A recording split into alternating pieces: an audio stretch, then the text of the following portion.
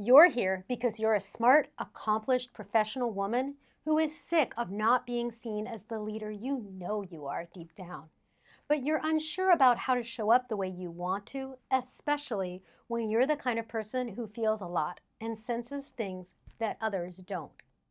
You notice the subtle cues that two leaders, smiling and polite, are actually not getting along when others can't see that.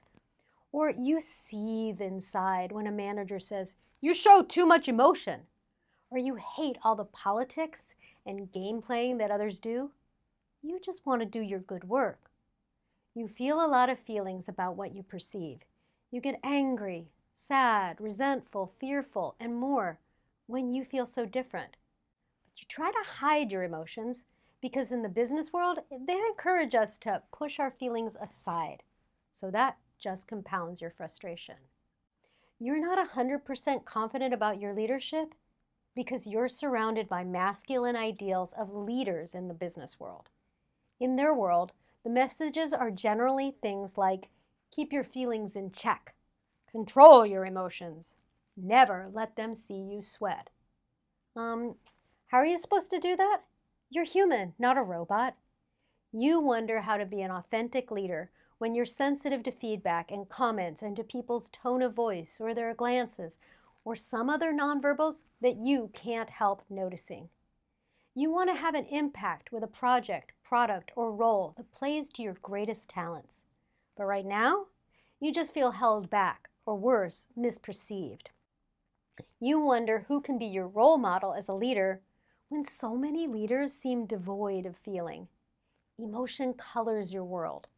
In a black and white world that's missing something that's so essential to who you are, how are you supposed to boost your visibility and become more valuable at work?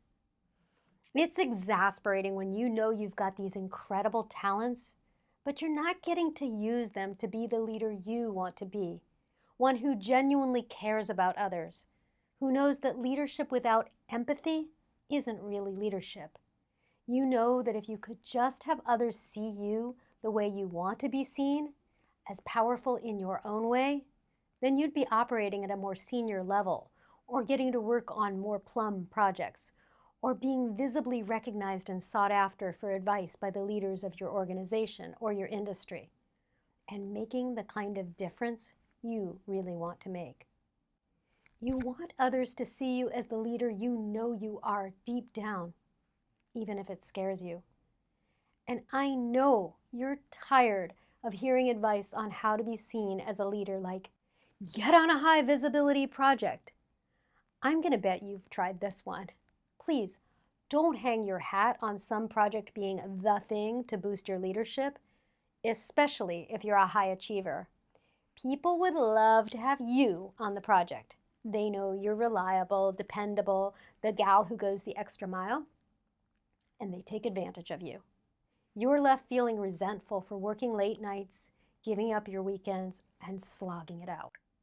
How about toot your own horn? Sure, there's nothing wrong with a certain amount of talking up your accomplishments. But is bragging really what it takes to make someone visible in their leadership? There's something too surface level about this guidance. Maybe you've heard, get a sponsor. Find someone who can toot your horn for you, sing your praises. Actually, that's risky. What if that person leaves the organization, or their star status falls and yours goes along with it? Speak your truth. Maybe you've heard that one. Cue the Frank Sinatra lyrics. I did it my way. That guidance is too general to be helpful. You can't just go blurting out whatever you think and feel with radical candor. You can come across as naive, uninformed, even offensive. Manage your emotions at work. You've probably heard this one. And if you're trying to manage your emotions, it can feel like you're trying to stop breathing. Emotions are innate to you. You can't just turn them off. So please stop trying and keep listening, because what you're about to be surprised about what you're not doing with your emotions that will give you relief. I get it. This is super frustrating. You're incredibly resourceful. You read business magazines and books, and you're open to advice. You do all the right things. But still, You're not sure what your authentic leadership looks like or how to live it when you're the kind of person who notices all the interpersonal dynamics and hates when people are mean or disrespectful to each other or are not living up to their potential at work. You know that clarifying your authentic leadership would help you show up at work each day feeling energized and inspired by a vision that's your very own, that fits you like a glove. Actually, more like your best ever custom fit jeans. You'd know how to use your own best guidance to know how to treat people, resolve thorny problems, speak up in tense situations. Crafting and living your own authentic leadership would make you feel visible and valuable and impactful. So I want to help you grab for that shining star that illuminates for you where you want to be as a leader. And what I'm about to share with you here is probably unexpected.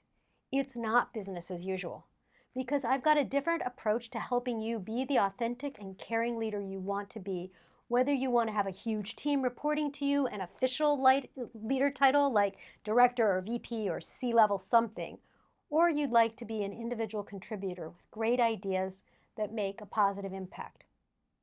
What I'm about to share is for you if you're sick of playing the same old tired leadership strategies that you read in those business publications.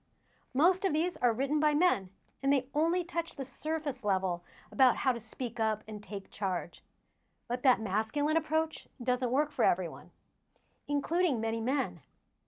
We're going to address the deeper psychological human stuff that lies underneath all those same old approaches to career and leadership strategies so that you get to craft a leadership style that's uniquely right for you as a human who feels a lot.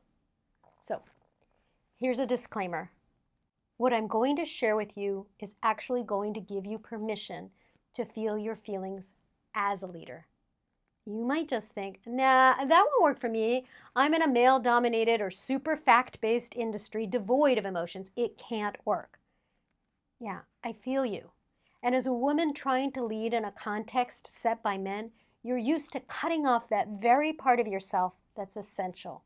That's your guidance system. That's where your power is. So it's going to feel weird to reconnect yourself to your emotions and be you. Be who you want to be instead of trying to become some neutral, unemotional, uncaring person at work. So let me ask you a simple question. Are you ready to actually become who you want to be as a leader? And are you willing to be more of yourself to live that vision? Let's start by taking a simple assessment. You can either answer yes or no to the following questions. So grab a piece of paper and just write down a Y or an N.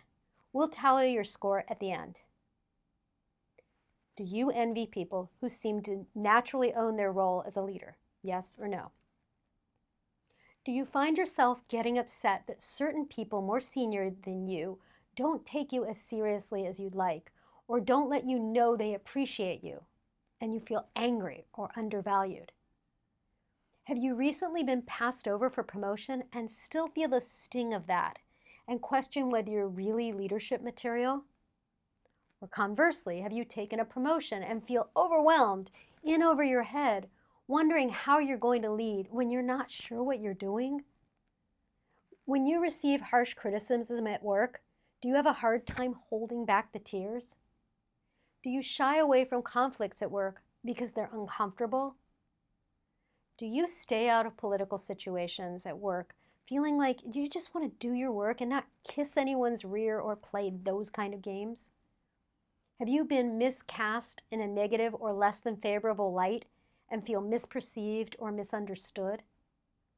Has anyone ever told you or hinted to you in a work context that you wear your heart on your sleeve, or you're an open book, or even too emotional? Do you believe that being emotional at work is a deficit? If you got 2 or more yeses, I've got good news and better news.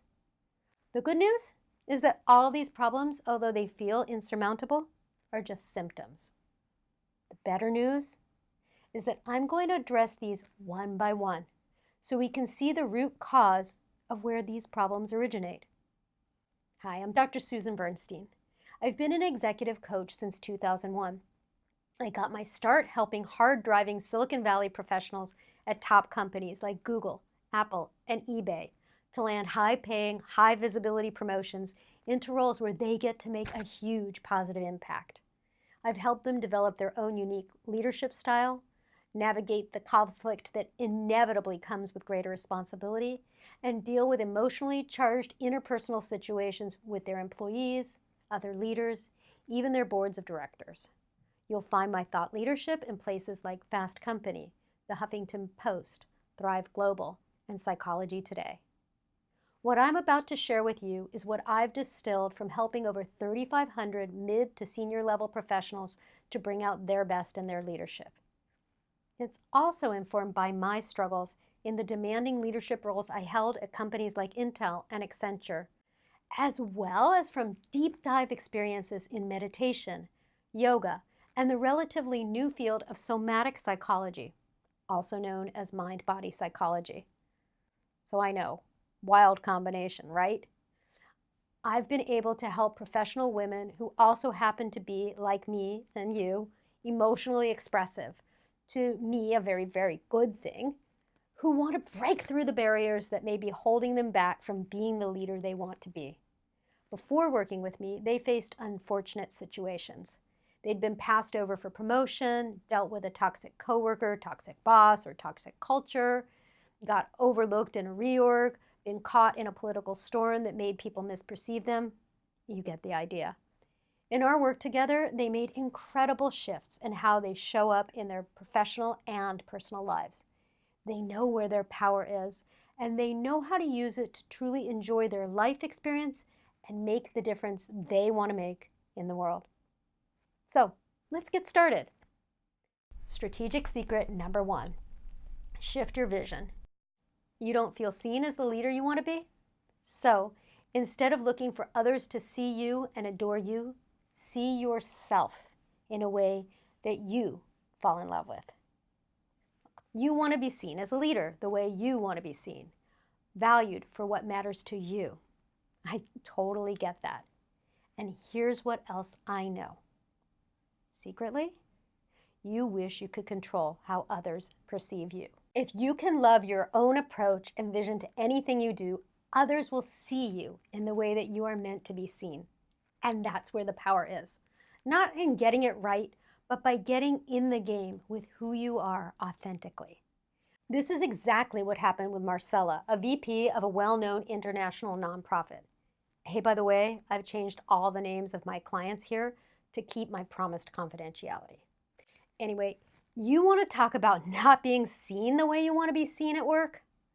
Marcella was seriously misperceived, even villainized within her organization in a way that shook her to her core.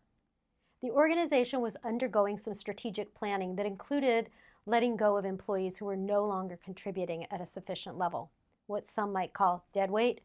It's never a pleasant thing to have to purge people who aren't contributing to the mission anymore. And people can look for a scapegoat. Marcella was it. Many of the remaining employees blamed her for the loss of their long-term colleagues, who'd become friends. She was ostracized, left out of meetings. People looked away when she walked down the hallways. Marcella had been feeling like her career was at the mercy of others. She was angry and frustrated that people inside the organization turned on her, didn't support her. First, we delved into Marcella's long-term aspirations and crafted her vision. She generated an inspiring true north to pursue in her career, a real vision to aspire to. She started operating more from her own internal compass, not based on what she thought she should do because of external influences. With that vision to guide her, we focused on getting Marcella the clarity about what matters to her professionally. So much clarity, in fact, that when a senior vice president role opened up, she held her ground and chose not to pursue it, despite pressure from the top leaders in her nonprofit. She followed her internal compass and is building expertise in her true passions instead, knowing the kind of role she'd need to create at her nonprofit to want to stay, and generating options to lead authentically in other arenas too. Having those options gives her the freedom to lead the way she wants to. In parallel, I helped Marcella make sense of the conflict she'd been in. She learned a way to diagnose and remedy any conflicts in the future. She was able to break out of the ugly dynamic that had her feeling so misunderstood, so she regained her confidence in herself as a leader. Marcella also began to reunite with her grad school alumni and colleagues from past companies. Her outreach is opening opportunities for her to speak about issues she cares about, raising her visibility. She feels more relaxed about her life. Instead of dreading work every day, she's feeling freshly inspired by her vision. She feels like she's finally speaking up for herself and taking charge of her career in a way that works. Strategic secret number 2, get into your vibe. You might be worried that your emotions are in the way of your authentic leadership. Nope, you're actually not in touch enough with your feelings.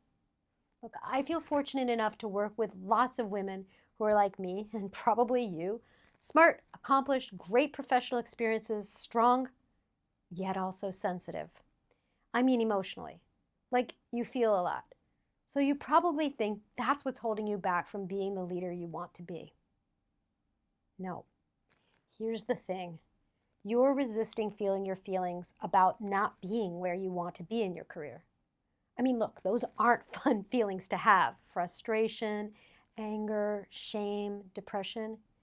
You feel like you can't waste your time wallowing in those kinds of feelings, so you strive to stay strong and just push through to success. I know this. If you're not fully in touch with your feelings, that's what's holding you back from a breakthrough to the success and satisfaction you crave.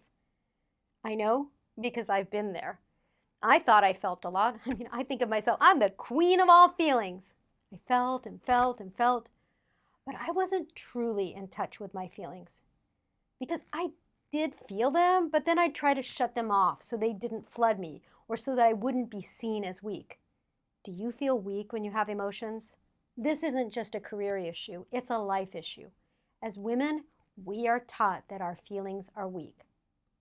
Learning to feel my feelings helped me to follow my own authentic path. I used to be a management consultant on the road 5 days a week, advising Fortune 500 CEOs on healthcare strategies, working a minimum of 80 hours a week. I was exhausted and miserable building Excel financial models and fancy PowerPoint slides all day. But I was afraid to leave the salary, the whip-smart colleagues, and the prestige. I kept wondering if I should stay on the road to making partner. I pushed through my exhaustion to try to prove myself. I never let my feelings speak to me, guide me, inform me, because I'd been told, subtly and not so subtly, that those emotions I felt were bad. Heck, I didn't even know that my feelings could be good for me to be in touch with, let alone know how to or want to be in touch with them. I thought they were distractions and that I was flawed for feeling them. Then, after 2 100 work-hour weeks in a row, yep, in the middle of making a presentation to a bunch of senior level executives, I passed out, collapsed. I believe I lost consciousness so I could start fresh and make conscious decisions about my life and work. I was forced by my doctor to take a month-long paid leave to regain my strength. During that time off from work, at the suggestion of a pretty woo-woo friend of mine, I went, with tons of skepticism, to an experiential workshop on the power of emotions. I sobbed when I discovered how cut off I'd been from myself. I thought I knew what I felt. I mean, I knew the difference between anger and sadness, but I didn't let myself really feel my emotions. Like, think of something that makes you angry. Not super angry, but ticked, mildly annoyed. And notice what parts of your body you feel most in this anger. What sensations do you feel? Tightness or looseness? Do you get cold, cool, warm, hot? What's the texture of that anger? Is it smooth, jagged, bumpy, mushy? There's no right or wrong. How you sense an emotion is highly personal. What you get to do next with the sensations of emotions is what I call an inside job, learning to listen to what that emotion wants you to know. But most of us don't ever name the emotions we're feeling, get curious about them, Notice how they literally inform us. That workshop woke me up to the inner truth that I needed to get out of that management consulting firm. It was killing the essence of me, the pure power within me. I gained the power and momentum to leave that work by getting in touch with my emotions. I didn't use my mind to tell myself leave. I felt it in my bones, in my gut, in my heart that I needed to go, because that role was not in alignment with my authentic leadership. The momentum of that shift propelled me into coaching. Now I help my clients to learn to listen to their emotions in a much deeper, more exquisite, richer place than they've ever known. I help them take action on how to use their emotions as their superpower and not their curse. When you learn how to truly and fully feel your feelings, you'll get the answers you're craving to questions like, as someone with sensitivity, what does my leadership feel like, look like, sound like? If you're stuck feeling like you're not where you want to be in your career or life, you're not really as in touch with your feelings as you could be, even if everyone tells you you wear your heart on your sleeve. But when you fully embrace your feelings, and I can show you how in ways that will blow your mind, you'll have the energy and power to create a life and livelihood on your terms. Strategic secret number 3, embrace your vitality. Stop hating the uncertainty of how to lead authentically and trust yourself. You wish you had a little rule book for leadership, right? A style guide to choose from to show the world that you've got the goods. But here's the thing. Leadership doesn't come with a playbook. It's uncertain. No one has the perfect answer on how to handle an underperformer or how to get your CEO on board with a major investment. And we human beings, we don't like uncertainty. We like control. But that's the thing that actually keeps us from having it. Control implies that we want power over others, over an external outcome. Control comes from a place of fear. What you really want, what we all really want, is agency. Agency implies that we have internal power over ourselves and that we share power with others. Agency comes from a place of confidence and allows us to choose our actions to generate the best outcome possible. But while everything comes with uncertainty, the real issue is that you don't trust yourself deep down to embrace the uncertainty and let go of the control. The thing is, how you see and how you feel about yourself in any decision you have to make informs everything you do. And at heart, any big decision you have to make brings up feelings. The key is to get emotionally settled first so you can trust yourself first.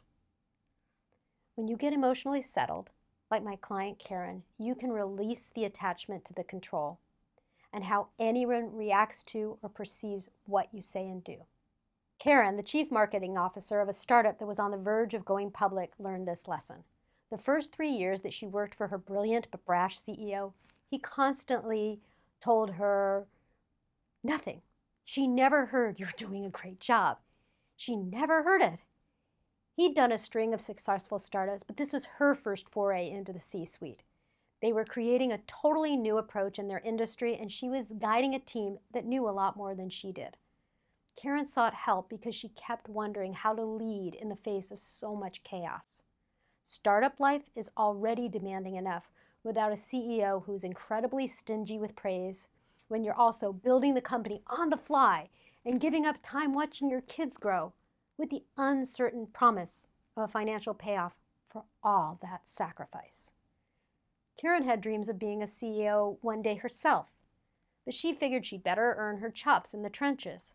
She was constantly, as she'd say in her words, making shit up, which she found both exhilarating and nerve-wracking. I helped her to let go of control and embrace uncertainty, even when she was criticized by her CEO. We worked with an approach to dealing with power and conflict that boosted her energy and vitality, so Karen stopped being sapped by her CEO's constant criticism. Karen hesitated about asking him for a very long overdue raise. I helped her come to a place of calm neutrality. She decided to go for the raise with full gusto, yet releasing the outcome. She got centered enough to trust herself, no matter how he responded. Karen asked for and won a $65,000 raise, plus a bump of $25,000 in her anticipated bonuses.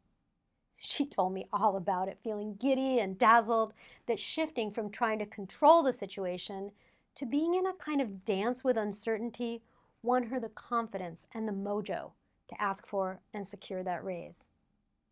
What would you do with vitality like that? Strategic secret number 4. Share your voice so that you look forward to hearing yourself. If you want to get wherever you want to be in your career, you've got to speak up. Well, of course, lots of people offer that advice, but here's where I want you to think differently. All the business advice is know your audience, right? So you polish and tailor your speech, your PowerPoint, your pitch, so that others will like it.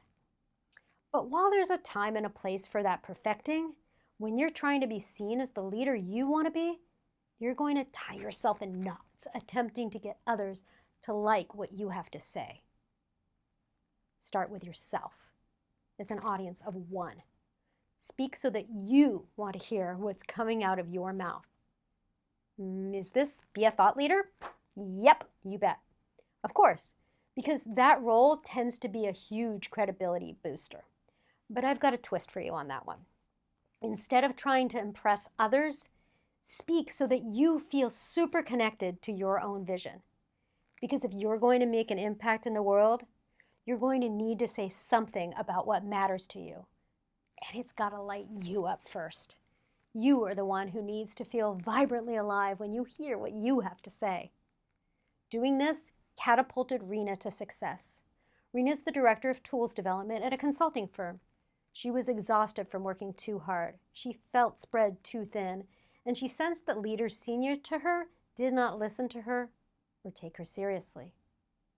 Rena started to feel ashamed of the highly specialized, cutting-edge expertise she had, and like a sore thumb because her company didn't know how to utilize her talents.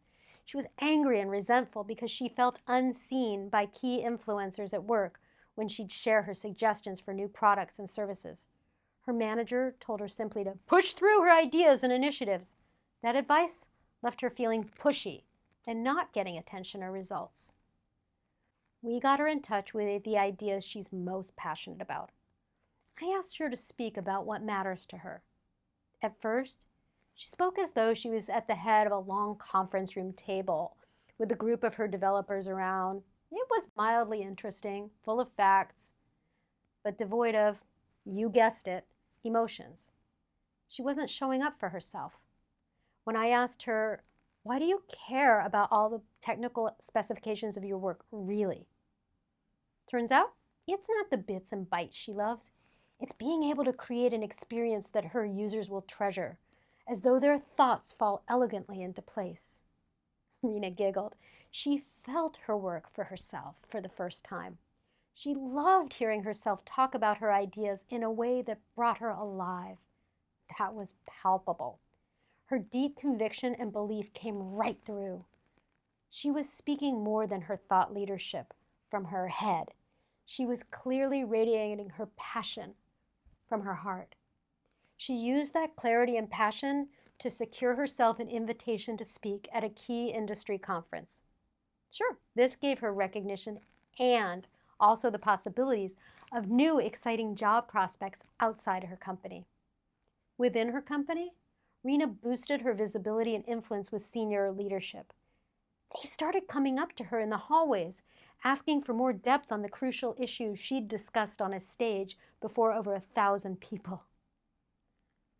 They gave her a seat in meetings within her firm that she'd longed to be in since joining the company. Even Rena's own manager wasn't invited to those meetings. Rena had secured herself a spot among the top leaders to strategize a project that is going to be the linchpin of her firm's new overall strategy. She was visible in an entirely new way. Rena gained the credibility that got her promoted, while also gaining greater exposure in her overall industry for her insights and unique perspective. She felt more powerful and on purpose, and that gave her incredible confidence.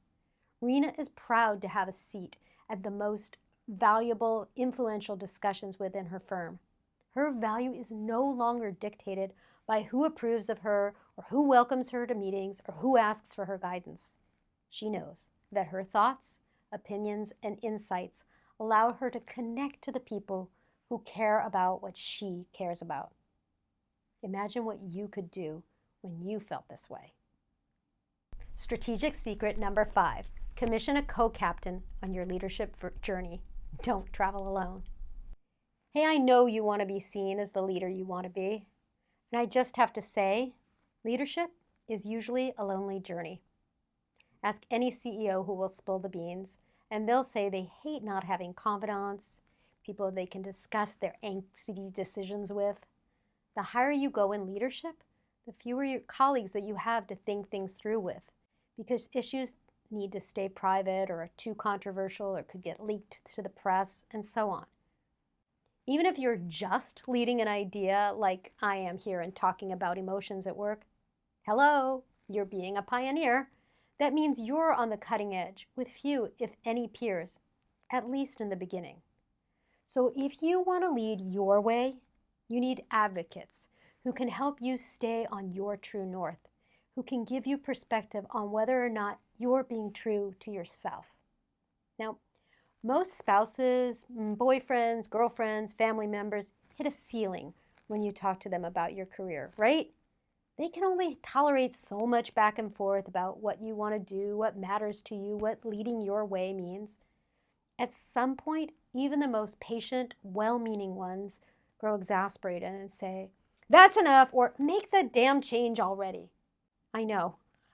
I get requests from spouses all the time. "Hey, can I hire you to help my partner figure out their work situation?" By the way, no. The person who wants to figure it out needs to want the support. I'll wait for their call. Hey, I have a practice of getting back in touch with people who chose not to work with me. And what I've discovered is this: 95% of them try to go it alone, and a year later, they're basically in the same place they were when they reached out for support on their leadership voyage. I know how valuable coaching is. Look, I flailed around for my first decade, decade as a coach, thinking, I have an MBA, I was in marketing, I have a PhD in psychology, and counseled people on deep stuff. I don't need any help in my business the way that other people do. Yeah. And then when the 2008 downturn hit, I was decimated. I barely made enough money to cover my expenses. And ever since then, I've had a business coach. I landed my own radio show on Hay House Radio with the help of my business coach. I got my first 5-figure speaking gig with her support. I kept doubling my income with her help. I've had a bigger and bigger impact with more reach through the articles I publish, as well as the group leadership programs I run. And I've hired other people to bring out my best, including web developers, copywriters, even hypnotherapists. Please don't make the mistake I did of trying to lead without support. That inner flame that's burning, telling you that you want to be seen in a different way, that's your essential power within you, begging you, give me more. Will you get the support to answer it? Because if you know that you are ready, you will get that support. And if you're not, it doesn't matter if Sarah Blakely reached out to you personally and invited you to take over her billion-dollar Spanx empire, or Richard Branson offered up the helm of his high-flying Virgin Empire. Okay, those are superhero leaders to me. You can insert your favorite leaders here. Look, if you really want to be seen and respected for your authentic leadership, want to be valued for what matters most to you, want to make your mark in the world, want to have true agency for guiding your life and your leadership, you must first be able to see and connect to your emotions without judgment, and then be able to create your personalized path, one that doesn't include generic advice like trying to get onto high visibility projects and finding sponsors and tooting your own horn. And while the journey is yours, you don't have to take the long road by yourself. When having support can help fast track you to the best route. So to recap, shift your vision. Stop looking for others to see you in a particular light. Create and love your vision and yourself, and then others will be attracted to you naturally, effortlessly. Get into your vibe. Instead of trying to turn off or manage your emotions to be the kind of leader you think you need to be, get more in touch with your feelings as the compass that guides you. Embrace your vitality. Instead of looking for a rule book to help you when you feel uncertain in your leadership, trust your deep vitality, the force within you that can guide you no matter what, especially where there's conflict or power plays at work. Share your voice. If you're hungry to be seen the way you want to be seen, speak up. Share your thoughts and opinions.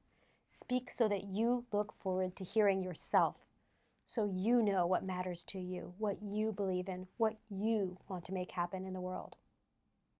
Get a co-captain for your voyage. We all do better with support from someone who's been there. When you live your life this way, everything you're already doing is going to make others sit up and notice you as a leader. Any lack of confidence you may be feeling about having others see you and follow you, any hesitation that arises is dissolved when you have clarity about your unique leadership vision. It's where your inner compass is leading you, and where you are leading your work group, your division, your initiative, your tribe. Now, let's talk about how you can make that happen. I've created a 12-week program to make you visible and valuable to everyone you touch. It's the leadership program that guides you in creating, owning, and living your vision of your leadership, learning to harness the power of your vibe, using your emotions as your compass to lead, owning and sharing your voice as your greatest asset as a leader, building your vitality, that energy within you that moves you through uncertainty. And of course, I make this super practical, so you'll also know how to strategically navigate power and politics in your organization, get things done with and through people, and create satisfying, collaborative relationships. In the first 3 weeks, you'll articulate your vision of leadership in a way that grabs you, awakens you, and inspires you. Your vision will guide you to make your best decisions, even when things are tough. You'll delve into the why that fuels your vision, so you can evaluate whether opportunities are right for you. You'll craft multiple options for your future. Since you'll never have to feel beholden to your current role, you'll have tremendous freedom in how you express your leadership. You'll also discover how to use your vibe to your advantage, harnessing the power of all of your emotions. No more trying to control or manage them or dial them down. You'll build immense resiliency to handle the challenges that inevitably come your way. In weeks 4 and 5, you'll claim your own voice as a leader and step out and differentiate yourself. You'll publicly share your leadership, recognizing what makes you unique and valuable. Since this can be scary, you'll also learn to empower yourself anytime you get shaky, unsure, or self-doubtful. In week 6, you'll generate your own amazing transformation, letting go of outdated stories of who you were and embodying a new story of who you are now as the leader you truly want to be. Weeks 7 to 10 build your vitality as a leader. You'll learn how to handle tough conflicts and nasty, mean, difficult people with power and compassion. You'll learn how to shift out of harsh conflict with them to caring collaboration. You'll discover how to keep your energy up even when people challenge you or projects get tough. You'll see with a fresh perspective on organizational politics and stop feeling at anyone's mercy. You'll reduce stress and friction with others so you can operate more effectively, calmly, and confidently. In the last 2 weeks of the program, you'll showcase yourself as the leader you want to be.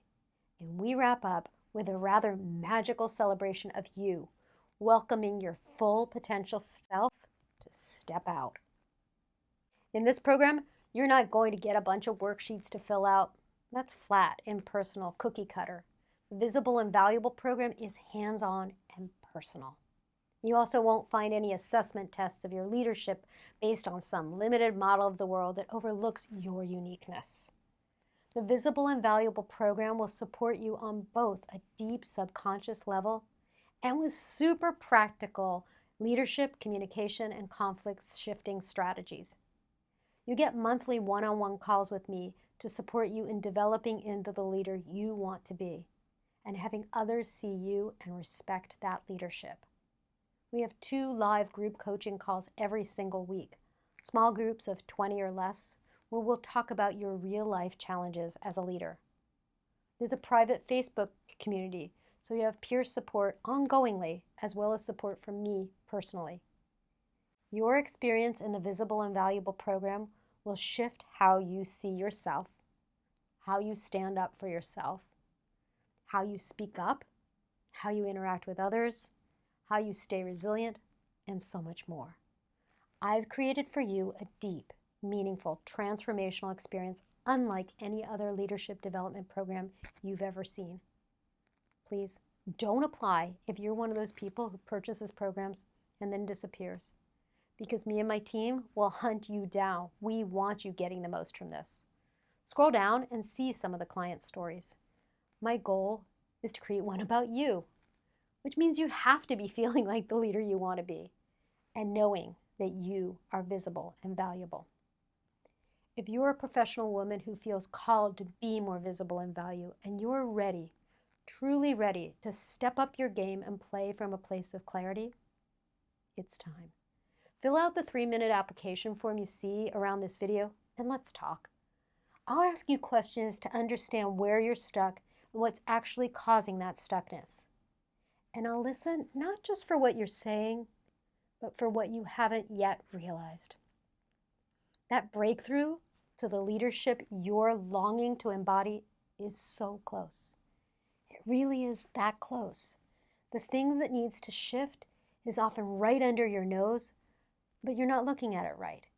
And this is what our call is designed to help you do. On the call, you and I will talk in depth about your vision of your leadership, because without a leadership vision, you're going to run out of energy and drive. We'll make it visceral. Together, we'll create a clear path from where you are today to that vision of where you know you need to end up. If, at that point, I'm able to support you more deeply and that's something you want to explore, I'll make you an offer. But honestly, I don't work with anyone I'm not 100% sure I can help. I'm really good at building a certain type of leader. And this kind of transformation isn't for everyone. So if I discover that your leadership vision is outside my wheelhouse, I'll refer you to someone who can help. Absolute worst case, you'll have spent an hour talking to someone who is able to lead you to a depth of clarity you have never experienced before. So you will finally be free to drop the roadblocks and excuses and lead from a place of deep authenticity, knowing your leadership makes a positive impact. If that sounds like something you're ready for, fill out the form and then pick a time that works for you and me to talk. This is it, the moment of truth. Are you actually as ready as you say you are? I hope so, because there's nothing subtle about the change that's coming. It's your time.